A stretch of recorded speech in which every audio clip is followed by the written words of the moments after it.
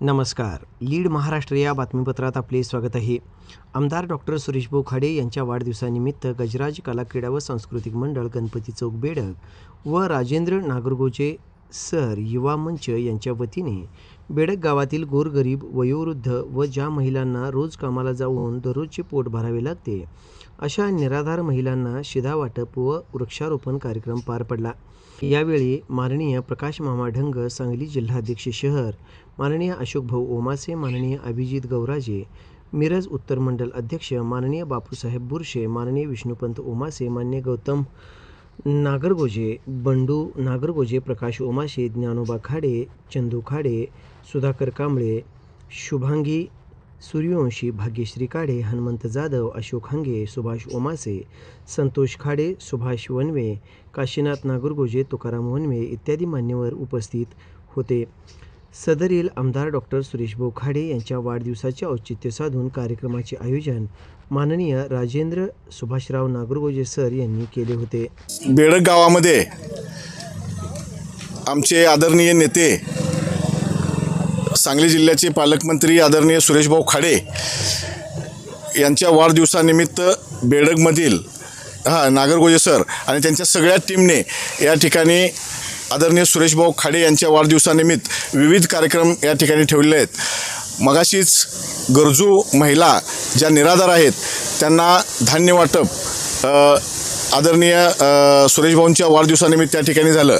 तसेच आज या ठिकाणी बेडगमधील मालगाव रोड या रस्त्याला वृक्षारोपण देखील सगळ्यांच्या मान्यवरांच्या उपस्थितीत या ठिकाणी पार पडलेलं आहे. आदरणीय सुरेशभाऊ खाडे हे मिरज विधानसभेसाठी लाभलेले एक अष्टपैलू व्यक्तिमत्व आहे. त्यांच्या माध्यमातून सगळ्या मिरज विधानसभेमध्ये जवळजवळ प्रत्येक गावामध्ये कोट्यावधीचा निधी त्या ठिकाणी त्यांनी खर्च केलेला असून या पुढच्या काळात देखील या बेडग ग्रामस्थांच्या वतीनं मी भाऊंना शुभेच्छा देतो. त्यांना चांगलं आरोग्य व शतायुष्य ते व्हावेत याच बेडग गावाच्या वतीनं मी या सांगली शहर जिल्ह्याचा अध्यक्ष म्हणून या ठिकाणी त्यांना शुभेच्छा देतो. आणि बेडगकरांचं देखील या ठिकाणी मी आभार मानतो की भाऊंच्या वाढदिवसानिमित्त या ठिकाणी अतिशय चांगला उपक्रम त्यांनी राबवलात. त्याबद्दल मी या सर्वांचं या ठिकाणी धन्यवाद मानतो. सांगली जिल्ह्याचे माजी पालकमंत्री तसेच मिरज विधानसभा संघाचे आमदार माननीय सुरेशभाऊ खाडे यांच्या वाढदिवसाचं निमित्त साधून आमच्या बेडगमध्ये गजराज कला क्रीडा मंडळच्या वतीनं निराधार महिलांना शिधा वाटप करण्यात आलं. तसं बघायला गेलं तर निराधाराचा आधार गजराज मंडळ हे कायमच आहे आणि इथून पुढं हे चांगलं काम करील. या गजराज मंडळाच्या वतीनं ज्या महिलांना शिधा वाटप केलं आणि कायमच त्यांना आधार असतो. आज सुरेशभाऊच्या वाढदिवसाचं निमित्त साधून आमच्या गावातील जवळजवळ 8-10 लोकांचे सुद्धा माझ्यासहित आज वाढदिवस होत होते. त्यानिमित्तानं आम्ही सगळेजण एकत्र येऊन सुरेशभाऊंच्या इथं केक कापून बरेच विविध कार्यक्रम करण्यात आले. त्यामध्ये आज वृक्षारोपणाचा पण कार्यक्रम करण्यात आला. आणि या पद्धतीनं सुरेशभाऊंच्या जे आजपर्यंत त्यांनी काम केलेलं आहे या आपल्या मिरज विधानसभा संघाचं विकासाचं जे काम केले त्याची पोचपावती आमच्या बेडगकरांनी देण्याचा प्रयत्न केला आहे. सांगली जिल्ह्याचे माजी पालकमंत्री आणि मिरज विधानसभा मतदारसंघाचे आमदार आणि भाग्यविधाते माननीय सुरेशभाऊ खाडे यांच्या वाढदिवसाच्या निमित्तानं आज बेडगमध्ये गजराज कला क्रीडा व सांस्कृतिक मंडळ आणि आमच्या सर्व भाऊप्रेमींच्या वतीनं या ठिकाणी बेडग गावातील निराधार ज्या महिला आहेत त्या महिलांना 1 महिन्याचं धान्य वाटप किट या ठिकाणी शिधा या वाढदिवसाच्या निमित्तानं देण्याचा कार्यक्रम असेल.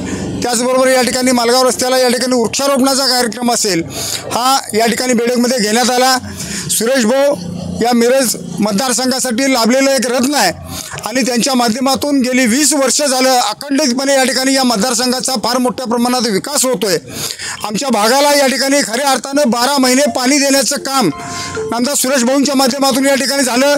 बेडग गावातील सगळे रस्ते असतील, सगळी मंदिरं असतील, या ठिकाणी सुशोभीकरणाचं काम, सगळे रस्ते सुधारण्याचं काम भाऊंच्या माध्यमातून झालं आणि अनेक विकास कामांचा डोंगर या ठिकाणी भाऊंच्या माध्यमातून या मतदारसंघामध्ये उभा राहिला.